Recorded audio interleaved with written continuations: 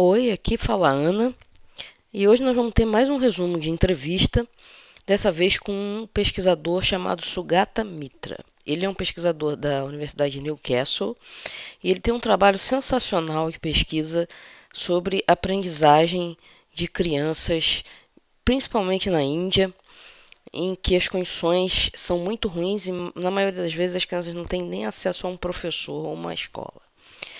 Então ele tem umas coisas muito interessantes para mostrar para o mundo sobre autoaprendizagem derivada dessas experiências. Na verdade, eu gosto tanto do trabalho dele que eu vou resumir duas entrevistas dele. Uma nessa semana, que é a entrevista que ele deu nesse evento aqui, tá?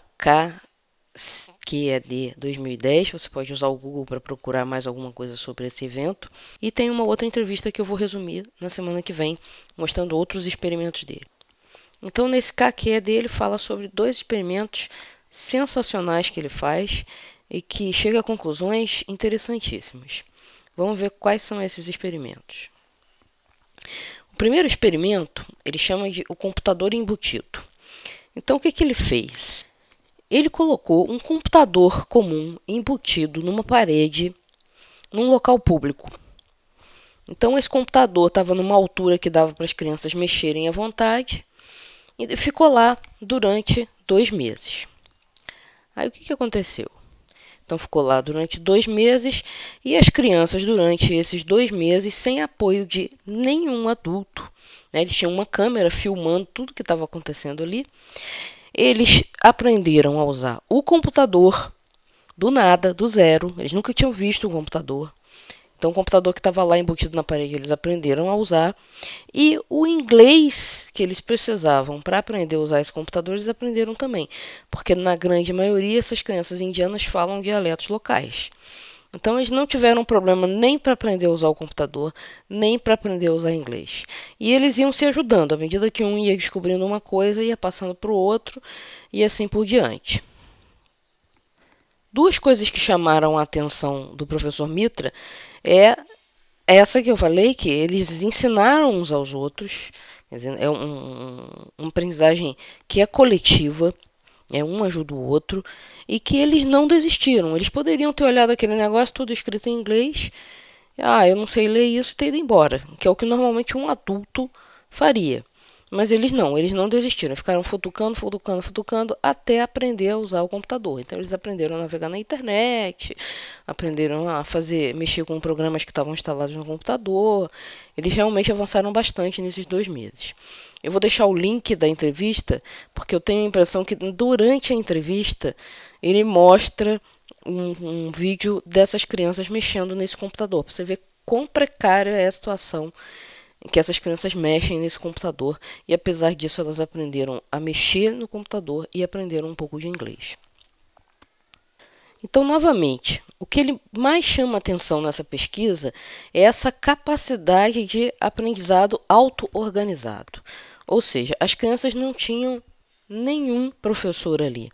Elas tinham um computador numa parede e elas iam futucando, descobrindo o que acontecia, ensinando umas às outras. E no final, boa parte das crianças sabiam mexer no computador. Então, isso aqui está no coração daquilo que a gente propõe aqui no Videoaulas, que é a nossa capacidade de aprender. Aprender. Mas vou aprender sozinho? Você não está mais sozinho no mundo. Você tem uma conexão com a internet. Você pode entrar numa comunidade que está interessada no mesmo assunto que você. Você pode procurar textos, você pode procurar vídeos, você pode procurar áudios. Então, o seu aprendizado pode ser auto-organizado e pode ser coletivo, mesmo que você esteja sozinho em casa. Hoje, com a internet, isso é possível. Tá? Isso está muito no coração da nossa proposta aqui no Videoaulas. Ensinar as pessoas a usar esse potencial enorme que existe de aprendizagem autodidata, independente, usando os recursos que a internet oferece. E o professor Mitra, com essa experiência, mostra que isso é possível até com crianças pequenas. Essa ideia vai ser reforçada no segundo experimento que ele faz, em que ele chega para um grupo de crianças de 9 anos e dá a seguinte tarefa para eles: trabalhem sobre DNA, descubram aí sobre DNA. As crianças nem sabiam o que era DNA. E deixou lá as crianças com os computadores numa sala, dessa vez não era mais numa parede, era numa sala, com computadores, com os recursos. E o que foi que aconteceu com esse pessoal? Primeiro que o inglês novamente não foi empecilho para eles. A maior parte da informação que eles tinham acesso estava em inglês, né? Eles falam, em geral, dialetos locais, mas o inglês eles deram um jeito, né? E com relação às crianças, elas aprenderam um monte de coisa sobre DNA. Quer dizer, no início do trabalho elas não sabiam absolutamente nada, não sabiam nem o que era DNA. Né? Então ele deixou as crianças lá algumas horas. E elas se divertiram, elas estavam se divertindo horrores em volta daqueles computadores. Então, ele mostra mais uma vez nesse experimento o quanto as crianças são capazes de aprender sozinhas e de uma forma muito mais leve, se o educador, nesse caso aqui tinha um educador, faz a pergunta certa. Tá? E essa é justamente a conclusão da entrevista dele. Primeiro é que ele acha que a escola deveria ter o papel de fazer perguntas, e essas perguntas deveriam ser simples e profundas. E as crianças, elas vão à escola em busca das respostas, em busca dos recursos para encontrar as respostas para essas perguntas. Ou seja, essas perguntas têm que tocar as crianças a ponto delas quererem encontrar as respostas. Então, aqui no caso, ele fez uma coisa muito simples, ele simplesmente lançou uma palavra nova no ar. E as crianças ficaram curiosas e aprenderam um monte de coisa sobre o DNA. Tá? Então, eu achei essa entrevista, ela é curtinha, mas assim, eu já conhecia esse experimento do computador embutido, não conhecia esse do trabalho sobre DNA, mas eu acho assim fabuloso como esses dois experimentos mostram a capacidade de autoaprendizagem das crianças. Tá? E como elas não desistem diante dos obstáculos.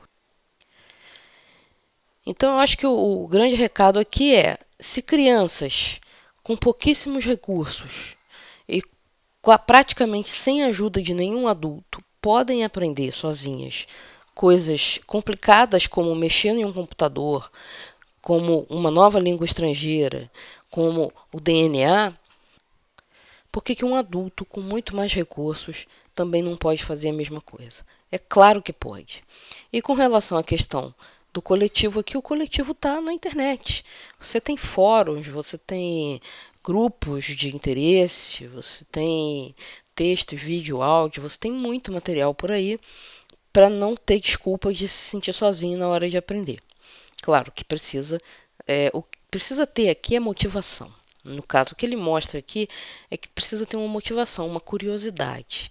E a criança é naturalmente curiosa. E o adulto, aos poucos, vai perdendo essa curiosidade. Então, se a gente tiver um pouco de curiosidade e vontade mesmo de aprender, nada é empecilho suficiente para impedir que isso aconteça. Tá? Eu acho que esse é o recado que esses dois experimentos fabulosos dão para o mundo. Então, essa é a primeira entrevista. Na semana que vem eu vou resumir a segunda entrevista. Eu espero que vocês tenham gostado. Eu realmente sou fascinada por esse experimento do computador embutido, que foi o primeiro que eu conheci desse professor. E acho que ele mostra tudo isso que a gente vem defendendo aqui no vídeo aulas, consistentemente, de que é possível aprender sozinho, é possível uma pessoa definir e percorrer o seu próprio caminho de aprendizagem com a ajuda do coletivo que está aí expresso na internet.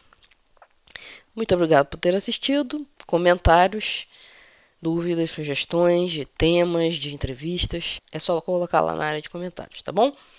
Então, até a semana que vem com a segunda entrevista do Sugata Mitra.